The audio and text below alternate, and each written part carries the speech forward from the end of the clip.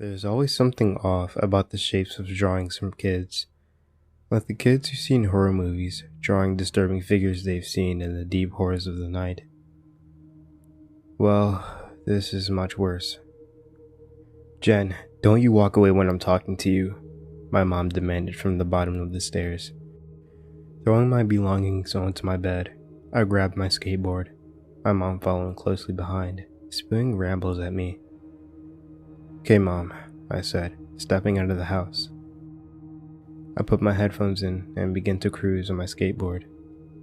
Taking in the sight of the suburban lights and barking dogs that seemed everlasting, I decided that I should go make a run for snacks. "Only $4? Better make it count," I said, while retrieving the money I just pulled out of my pocket. I swung open the door to the gas station, where there would be tons of sweet goods. But to my disappointment, there were just the usual brittle chips. "Great, just the kind I need," I said, while forcing a frown on my face. "Hey Jen, looking for these?" An old, kind, and raspy voice called out to me. "Aw, thanks, Ron. How do you know?" I said, approaching the counter. "Well, I couldn't just let you sit there with a frown. I kept them just for you." Ron, the old teddy bear of a man, chuckled. Ron was a sweet, old, and gentle being. His long and gray beard made me think of him as Santa. Pulling out the very few dollars I had in my pocket, Ron refused and told me that it was on the house. I looked at him in awe. Involuntarily, a huge smile plastered all over my face. "Thank you, Ron, Ron cut me off. "Oh, no worries. I'm just an old man. Ain't much I can do," Ron said, a gentle smile pressed on his face. "Now go on. Oh, and Jen, you can swing by whenever you need. I know things at home are a little rough," Ron said, handing me a full bag of chocolate. In return, I shot him a gentle smile that would take years to erase off my face. Exiting the store, I pulled a chocolate bar out of the bag, taking a seat on the curb. I felt like a kid, just being the happiest I've been in ages. Remembering life back at home, the smile that guaranteed everlasting joy faded. "Hey kid, you seem off," a cold-voiced stranger said to me. Immediately, I did feel off. "I'm good," I said, standing up. "Don't walk away when I'm talking to you," the stranger said, giving me flashbacks of the one-sided argument I had been in with my mom. As I started walking away, the stranger followed me. The abnormality of his thin figure wasn't the worst of his image. The pale skin and sunken eyes made the uneasiness settle in. He towered over me. You'd think someone with that kind of description would look dirty and appear as though they haven't showered in years, but no. He was dressed in a tuxedo that looked very expensive. It was just unsettling. I remembered something, taken aback by the sight of him. "Hey miss, they're coming to get you. They're coming. Don't you worry. Curse, I tell you," the man yelled, dancing and shouting maniacally. The unease made me feel sick and sluggish. As I skated away, I could still hear his fading laughs in the distance, even when I couldn't see the gas station anymore. Eventually reaching the driveway to the house I dreaded going in, I decided to sit on the bench instead of going inside already. Watching the cars pass by, I noticed it was getting late. "Might as well go in," I said, lazily rising to my feet. Opening the door to where I would regret it, I heard my mom, who inevitably was already yelling before I stepped in the door. Seeing my little sister run across the living room towards the stairs, away from my mom, looking like a mouse running from a cat. I shot her a fierce glance. She returned it. I walked upstairs with the intention of cheering up my sister. I peered into her room. "Hey Anna, I got something for you," I said. Anna, my sister, turned her head, and for a split second, I saw the horrifying image of tall, dark figures nearly ripping my sister apart. Every limb stretched more than it was supposed to, blood pooling out from where her limbs used to be. Dismembered, her face with a dead frown on it, sunken eyes. I blinked. Everything was okay. I snapped out of my daze to see Anna jumping from excitement with the bag of chocolate I was giving her in her hand. My arms were still in the position as if I was still giving her the chocolate. I was frozen. I brushed it off as a side effect of the lack of sleep I was getting.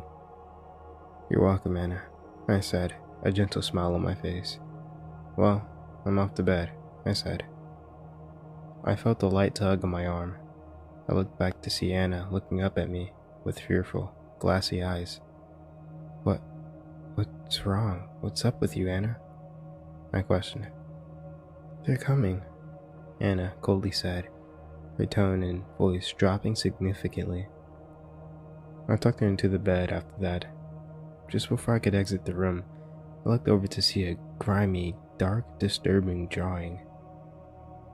The picture included dark, long, tall, and skinny stick figures, something out of a nightmare. "Did you draw this?" I asked, questioning Anna, but before I could turn around, she was already snoring. I gave Anna a kiss on her forehead and left the room. I went downstairs to plop my body on the sofa. My mom had left for work, so there was no dealing with her. As my thoughts subsided, I started to fall into deep tranquility, only to be jolted back to my senses from a high-pitched scream. Immediately, I launched myself off of the couch and forced my legs up the stairs. "Anna, is everything okay?" I yelled, trying to throw open the door, wondering if I had closed it. The door wouldn't budge. "Anna, please open the door," I screamed, banging on the door. Screams were all I could hear. Terrifying screams. Slamming my body against the door, I felt hopeless. "Help me, Jen. Help me," Anna pleaded. Scrambling to pick up my phone, I called the police. I don't even think they understood me from all of the screaming. I dropped to my knees, tears streaming down my face. I couldn't take the pleading screams that I knew I couldn't stop. As Anna screamed and pleaded, demonic and monotone voices joined her. It sounded as though the voices were merging together. I could no longer distinguish which voice was which. It was when I thought I would mentally check out when all of a sudden the horrible sounds came to an abrupt stop. "Anna?" I questioned. No response. To my amazement, the door creaked open. My sobbing subsided and I got up from my knees. Without a second thought, I straightened myself to go into the room, but stopped myself in the doorway. I looked into the room, which seemed like an abyss of total darkness. I flipped the switch to the light of the room, only to see a sight I could never forget. Through the darkened flicker of the lamp, I could see tall, dark, and lanky figures that went up to the ceiling, holding my sister. 4 of the figures then abruptly paused the torturing they were putting my sister through, turning their heads slowly. My brain couldn't comprehend the mere sight of what I was seeing. The puddles of deep crimson liquid oozing and spilling out of the sockets of where Anna's limbs were supposed to be made my knees give out. She was no longer Anna. My little sister was no longer a living and breathing being. All that was left was her torso. All in unison, the figure started laughing maniacally, laughing exactly like that guy in the tuxedo. I got up, slipping, almost falling on my face. I sprinted to the stairs, panting for air. I saw the figures chasing me in my peripherals. They were mocking me, letting me know that they could catch me at any moment if they wanted. I tumbled down the stairs, hitting my head on every step. Finally reaching the bottom, I knew I couldn't wait. Adjusting my eyes, I looked up to see the figures swiftly conjoining together at the top of the stairs. I made a break for a nearby closet, shutting it close. I heard the figures shuffle upstairs before making their way down the steps. Coming into my view, through the space of the closet, I could see one of the figures, fireman carrying my no longer sister's torso. What I smelled was indescribable. I covered my mouth, trying not to make the slightest noise. What came next made my stomach churn. The figures stood in a circle, placing my sister's torso in the middle. I was close to breaking. The smell, the sight, it was just horrible. Right then, a figure that had its back turned swiftly turned around, looking right at the closet. I knew what I was about to do before it made a move. The figure slowly hovered, not walked, to the closet I was in. I panicked. The figure stood directly in front of the closet. I could feel its presence looming over the door. Thinking fast, I sunk deeper into the closet, no plan devised. The figure swung the door open, searching. My heart pounded so hard that I thought the figure could hear it. The figure then started laughing gradually and maniacally. I was terrified that I would get ripped apart, piece by piece. I then thought of my sister's screams, rage coursing through my body. I barged out of the closet, launching the figure away from me. The figure seemed to weigh nothing. All of them froze and glared at me, their sunken eyes unmoving. I made a break for the kitchen, the figures all laughing. I grabbed a large kitchen knife, gripping it. Forcing my legs towards the front door, I couldn't wait until this nightmare was over. I had tunnel vision. Before reaching the door, all of them swiftly blocked my path, closing in on me. My fury quickly dissipated. My survival mechanism kicked in and they cornered me. Two of them launched themselves towards me. I forced a knife into one of the figures' heads, dodging. A dark, almost transparent substance spilled out into the floor. They scattered around me. I knew that, although I was still outnumbered, I had to keep fighting. The figure that I stabbed abruptly disappeared into thin air, the knife clinking on the floor. Arming myself with the knife again, one of the figures swiftly knocked me off of my feet and onto my back. The figure then forcefully wrapped its thin, sharp-like hands around my neck, gripping forcefully. The figure stared me in the eyes and started laughing. The laugh is all I could hear. My senses began slipping away. My struggling started to dissipate. A thrust of the last bit of adrenaline I had burst through me. I kicked the figure off. It landed on its back in front of me. With no time to catch my breath, I saw a window of opportunity and grabbed the knife. The other figures watched in stillness. Letting the rage burst from me, I plunged the knife into the figure so many times that I thought my arms would fall off. I spaced out, my body moving on its own. Without even realizing it, the front door burst open. "Police, let me see your hands," an authority voice shouted. I froze when I looked down to see that who I was plunging the knife into was Ron. He must have gotten in from the back door. Ron was not only the sweet cashier, but he was my neighbor too. He must have come in to check on me. But there he was, lying on the floor, lifeless, blood pooling out from his chest.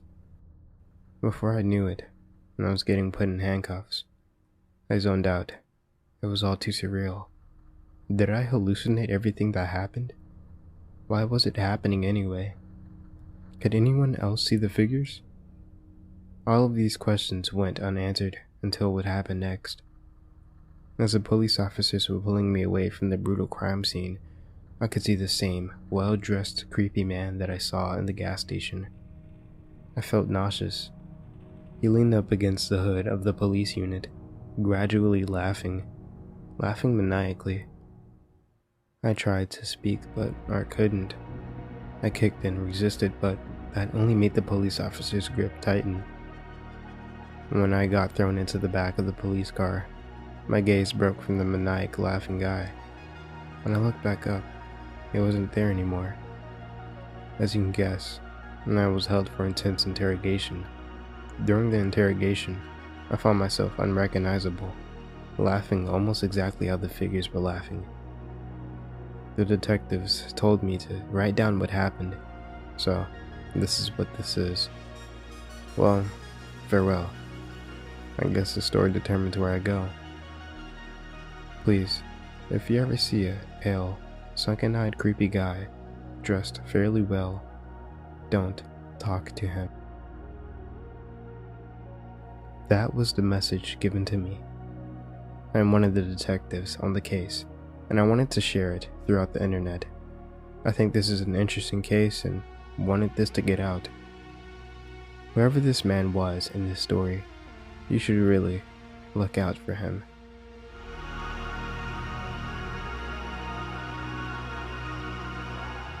I hope you guys enjoyed today's story for today. Thank you guys for listening. Now thank you to the Redditor u/comfortabletravel13 for this amazingly well written story. Now this story was personally written for me, so if you guys liked it, please give me feedback on it. Thank you. Now once more, I hope you guys enjoyed today's story, and I'll see you guys in the next story. So don't forget to sit back, relax, and indulge in fear.